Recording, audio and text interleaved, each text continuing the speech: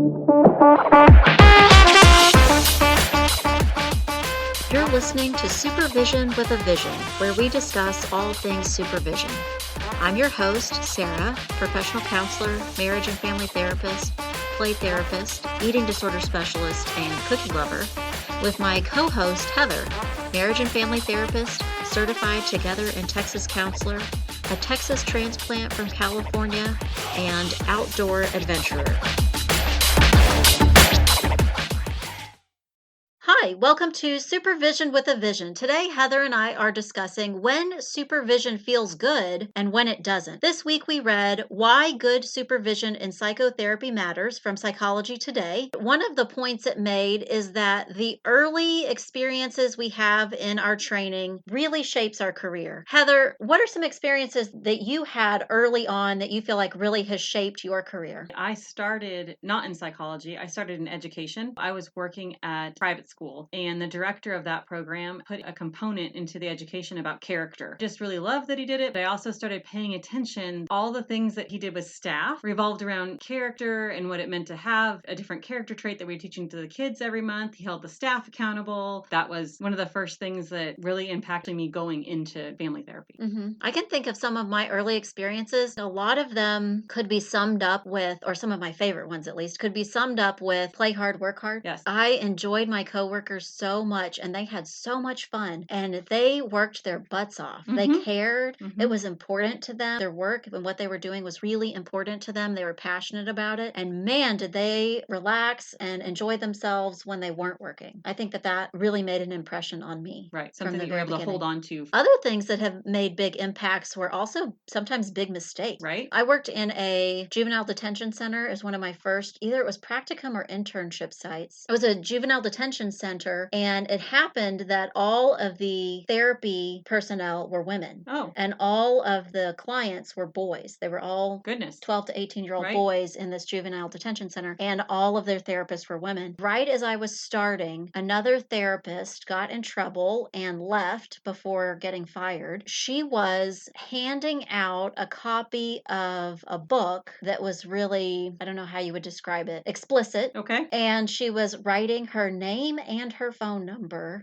on the inside cover. Quite the invitation. To teenage boys who were locked up for a long time. So they didn't have a lot of other ways to express themselves, and she was giving them explicit material. That was an experience early on that really opened my eyes and made me appreciate all of the huge impact that had on the clients, the program. Really quickly after she left, management made a lot of changes that limited what the therapist could do because of that problem. And I went, now there are kids who aren't getting the things that they would have gotten previously because now we have to have many more rules to protect them from something that should have been a support. Right, from the get-go, from the very beginning. Yeah, I had an early on experience with a supervisor. Thankfully, he was my supervisor for a very short amount of time, but I was part of helping with a chart audit. And I remember I would give him all the things I found that were wrong. I would give him these stacks of things with flags on them. And then I realized he wasn't doing anything but taking my flags off and refiling them. So he just didn't care about the chart audit, essentially giving me busy work to do. And I felt completely devalued by it. Right. Somebody, of course, found out about it. And then I was questioned about it. This is a supervisor that I like. That's disappointing. Right. He was like a nice person. Sure. He just didn't do well at his job.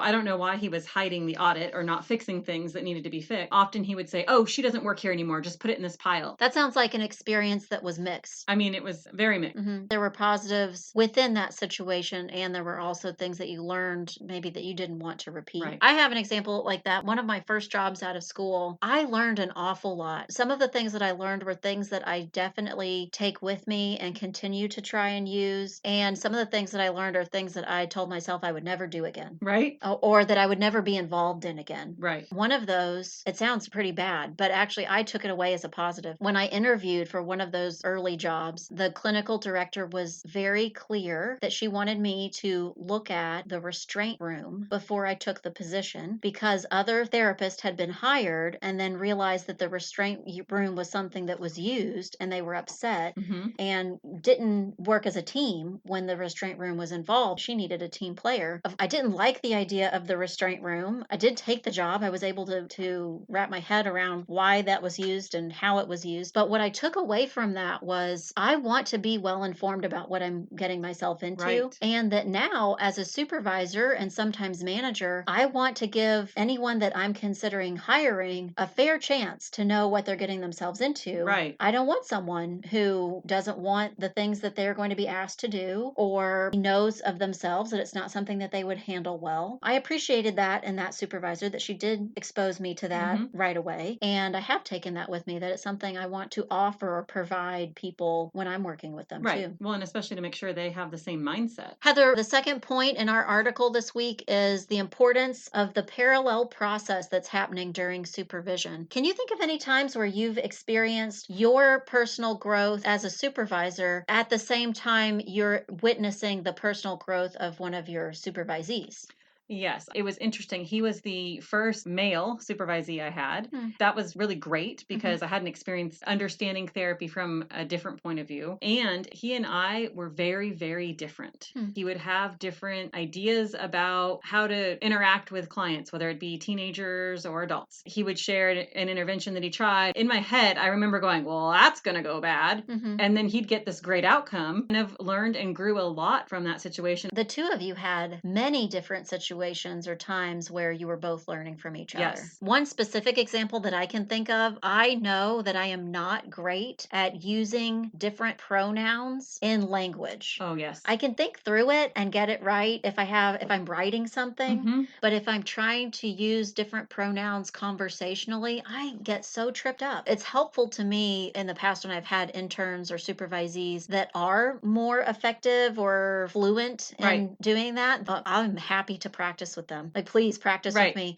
So in this scenario, is it they, them? I don't even know. I just get tripped up. And that has been helpful to me. I think part of being a counselor that's always new and surprising is there is an unlimited amount of scenarios to encounter that you just learn from every time. So I think that I, in supervision, get the opportunity of learning from scenarios that my supervisees are involved in. Recently, I had a supervisee, and coincidence really, that we talked through how to handle parents who are divorced and ensuring that you have paperwork and how to handle different scenarios and how to make sure that you're communicating effectively and professionally in different situations. The very next time she saw that client, it became a major issue. And when she came back, she said, shoot, you called it. It became a major issue, but the way that it was a problem had never occurred for me. I'm learning from this. So let me think through how you would handle this given another opportunity, or what you could improve on, or what you thought you did well. It gave me a chance to think, what is the best situation to do that? Within her scenario, we had to talk through how to document what was said in person, what was said in email, what was said in a voicemail, and who those different people were. And it was good practice, and it was really applicable to any counselor, I think, that works with kids. Divorce situations are going to come up in a whole variety of different ways. Well, and always great for the supervisor to have to revisit those topics that we pretty much have a good handle on most of the time, but to see them unfold in a different way. Maybe the typical visitation schedule, it was something different I haven't heard of before. Heather, the third point in our article was the importance of building emotional intelligence through supervision. What are some ways that you build emotional intelligence through supervision? I can remember a time I was working with someone that was in their practicum, and they were just questioning if they could do therapy for a career. And they were a little bit panicky, and they were talking about, I just have all these thoughts after my sessions, and I'm worrying about my clients afterwards, and I'm sometimes emotional. She hadn't ever had the experience of having an emotional reaction to her work day. I mean, it was a hard, big thing for her. If you're young, you've been in college, you've had jobs to get you through college, the kinds of jobs you've had might be working a cash register Right. She'd only done medical filing in the back room of a doctor's office. No people involved, nothing. No emotion, no big emotions. Right. Sure. And not learning how to manage that, not only within herself in a session, but also what to do after. What you're describing as her big concern is so relatable. Right. I mean, do you still occasionally have times course. where you think, what am I even doing?